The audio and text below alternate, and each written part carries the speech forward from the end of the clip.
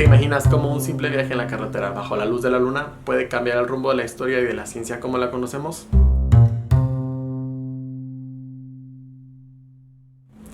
Pues este es el caso de la ingeniosa idea que nació en la mente de Kary Mullis una noche de 1983, quien mientras conducía su auto en las carreteras de Carolina del Norte, ideó el mecanismo de lo que hoy conocemos como la reacción en cadena de la polimerasa, o PCR por sus siglas en inglés. La técnica de PCR ha sido ampliamente utilizada desde su implementación en 1985 y hasta el día de hoy sigue siendo una de las herramientas más útiles en la biología molecular, además de una de las más conocidas. Seguramente ya habrás escuchado de la PCR como una técnica de detección del SARS-CoV-2 ante la pandemia del COVID-19. Pero para conocer el fundamento de esta técnica, primero debemos definir algunos conceptos que fueron clave para el desarrollo de este mismo mecanismo. El primer concepto que debemos comprender es que todos los organismos presentan dentro de sus células la información necesaria para que éstas desempeñen cada una de sus funciones. Esta información se le conoce como material genético. Este material genético está contenido dentro del núcleo y está presente como una molécula conocida como ácido desoxirribonucleico, o ADN por sus siglas. El ADN es un biopolímero conformado por monómeros conocidos como nucleótidos. Estos se encuentran enlazados covalentemente y forman una larga cadena. Dentro de las células, el ADN está en forma bicatenaria.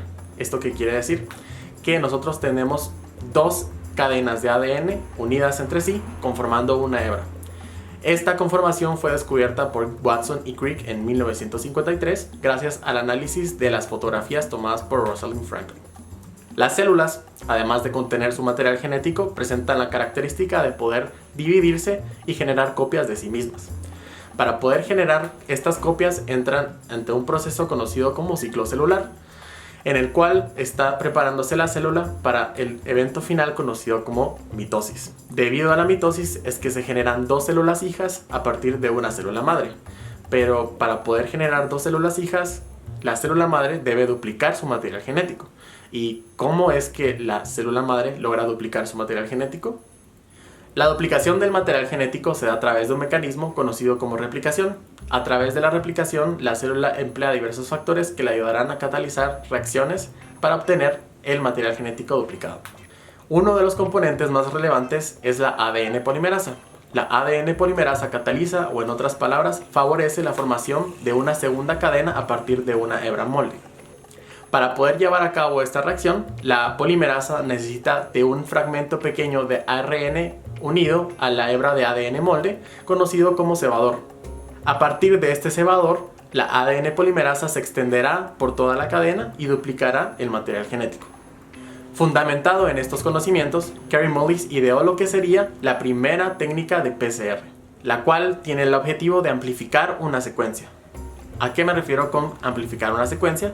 A llevar a cabo diversas copias de un mismo fragmento de ADN. ¿Cómo lo podemos hacer? Con la ayuda de la ADN polimerasa. Durante los primeros ensayos de la PCR se empleó la ADN polimerasa de la bacteria Escherichia coli. Ahora bien, bajo condiciones de laboratorio es un tanto difícil que nuestro ADN se encuentre disociado, algo que es necesario para que nuestra ADN polimerasa logre hacer su trabajo. Es por eso que esta técnica implica la desnaturalización del material genético. Esto logrado mediante altas temperaturas que permiten la disociación de las dos hebras distintas de ADN. Luego de aumentar el nivel de temperatura para favorecer la disociación del ADN, necesitamos reducir la temperatura para favorecer la unión de nuestros cebadores a la secuencia de interés. Adicional a ello, también tenemos una temperatura óptima a la cual nuestra polimerasa va a trabajar, lo que nos ayudará a extender nuestra secuencia de interés. Para lograr nuestro objetivo de amplificar la secuencia, debemos hacer este ciclo de temperatura por repetidas ocasiones. Una de las limitaciones de esta primera técnica de PCR es que la polimerasa es sensible a la temperatura alta, por lo que después de un ciclo de temperatura, toda nuestra polimerasa va a quedar obsoleta. Es decir, en cada ciclo tendríamos que estar añadiendo cada vez más polimerasa, lo cual es costoso para el ensayo y poco eficiente. Ante esta limitante surgió una forma alterna de la PCR, para la cual se aisló la polimerasa presente en el organismo Thermus aquaticus.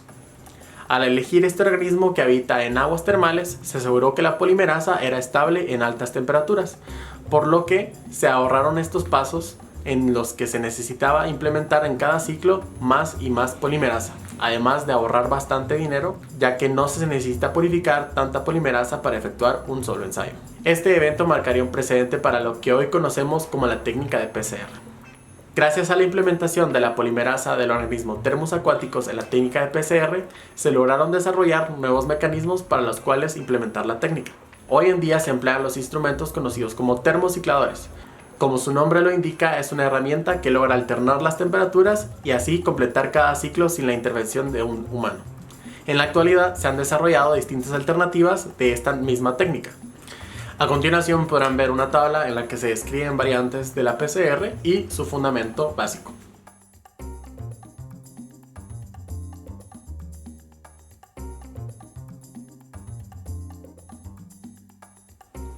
Luego de conocer el fundamento de la PCR y de sus distintas variantes, podríamos decir con certeza que su aplicación en la biología molecular es bastante amplia. La técnica de PCR puede ser utilizada tanto como para detección de patógenos, como para ciencias forenses o hasta otras tecnologías de la biología molecular. Espero que hayas aprendido algo nuevo hoy y sin más que decir, me despido de este video.